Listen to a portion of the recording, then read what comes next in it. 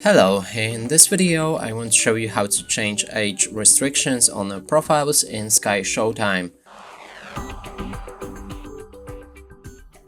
And to do this you will need to click on your profile in the top right corner of the screen. Right here, hover over the profile that you want to change age restrictions for. In this case, let's go for this one. You will see the pen button, click on it, then scroll down a bit. There's a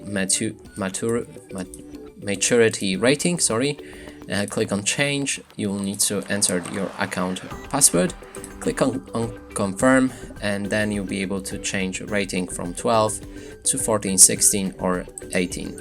Make sure to save those ratings afterwards. And that's it for this video. Hope you like it. Please consider subscribing to our channel, leave a like and a comment below.